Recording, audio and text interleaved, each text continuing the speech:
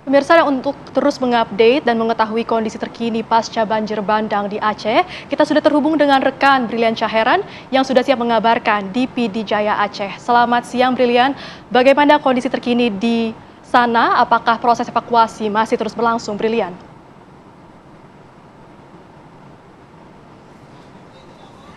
Baik Celia, Jasmine dan juga pemirsa, sebelumnya saya akan memberikan gambaran kepada Anda dari tempat saya berdiri saat ini. Normalnya ini sebelum pasca banjir, sebelum banjir, ini ada 2 meter dari tempat saya mengabarkan. Namun saat ini pasir ini sudah setinggi 2 meter. Dan juga dapat dilihat di belakang saya saat ini, di samping saya ini merupakan rumah panggung yang sebelumnya ini memiliki ketinggian 2 meter ke bawah. Namun saat ini sudah sama sejajar dengan tanah-tanah yang ada di sini. Dan saya akan memberikan gambaran bagaimana di salah satu desa, Desa Mayangcut di Kabupaten Pidijaya, ini sudah lebih dari 2 minggu pasca dari bencana banjir, di mana ini sudah ada dapur umum, kemudian juga untuk air pun juga sudah ada aksesnya ke sini.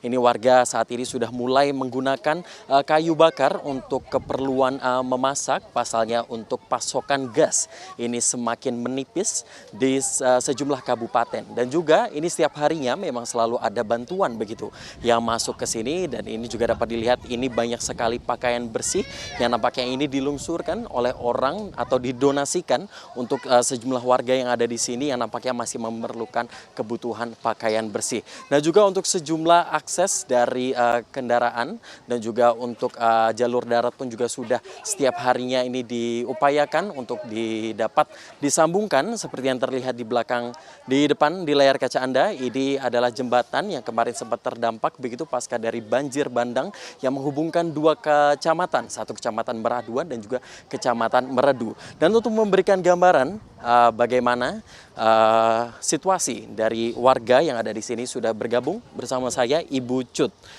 Ya, Ibu Cut Nurhayati. Selamat siang, Bu. Selamat siang. Ya, Bu, ini kan kita melihat setiap hari ini ada bantuan begitu yang berdatangan. Tapi sebenarnya apa sih, Bu, yang masih diperlukan, yang dibutuhkan oleh warga yang terdampak di sini, Bu? Yang dibutuhkan oleh warga sekarang ini pertama makanan juga sederhana saja. Sudah itu pendidikannya yang terbengkalai, dengan bangunan rumahnya dibersihin di halaman dengan tanah bertumpuk 3 meter di halaman, di dalam 2,5 meter. Bagaimana kita mau masuk? Sedangkan rumah kita tinggi dari bawah ke atas 3 meter. Itu aja. Sudah tertutup dengan lumpur. Saya tidak pernah masuk selama 15 hari ini. Belum punya apa-apa pun. Baik, Bu, ini untuk kita melihat bahwa akses air pun juga sudah masuk ke sini.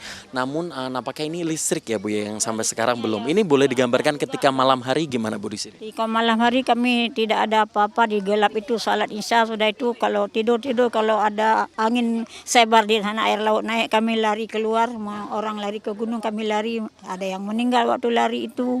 Kayak gitulah itu bentuknya. Yang luar listrik nggak pernah ada normal selama ini. Sudah itu gas dengan alat masaknya, walaupun di dapur umum nggak punya gas, di pribadi yang bisa masak nggak ada juga.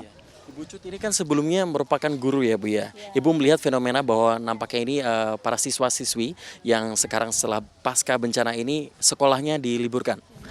Itu bagaimana, Bu, pandangan Ibu? Pandangan kita ya, kita harapkan ada sekolah, tapi sekolahnya banyak yang diangkat satu-satu langsung hanyut ke sungai. Di Senong sana, di sini SMA tenggelam, ya SMA 2, sana Min Senong, di sana juga SD-nya sudah diangkat semua, yang lain berlumpur di dalam. Lumpur semua ya. Nggak Dan bisa masuk. Ibu harapannya gimana, Bu? Ini kan anak-anak kan nampaknya masih terus harus mendapatkan pelajaran begitu, tapi dengan adanya kondisi kayak gini kan jadi susah.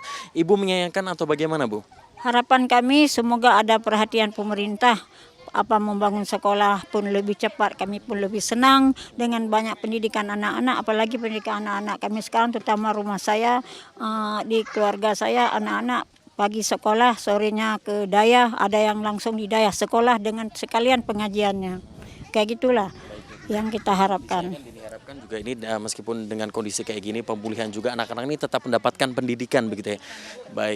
Baik, terima kasih banyak, Bu. Dan kita ada anak SMA di sini ya, Mas ya.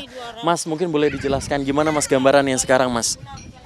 Kalau sekolah sekarang nggak aktif lagi, tapi ada juga yang bilang sekolah diluluskan untuk kelas 3, tapi nggak tahu ke depannya.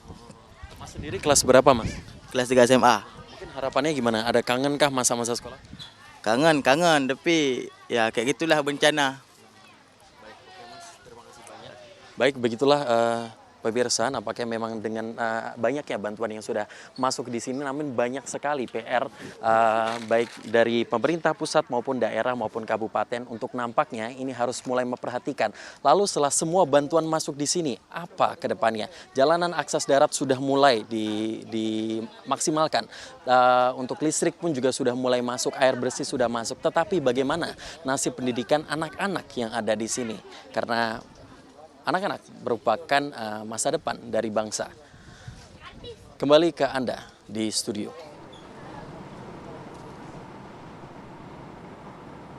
Baik, terima kasih laporan langsung Brilian Syaheran yang mengabarkan dari PD Jaya Aceh. Tadi kalau disampaikan memang akses darat ini sudah bisa terakses dengan baik di lokasi Anda mengabarkan. Tetap jaga keselamatan Anda saat mengabarkan informasi terkini dari sana. Sehat selalu.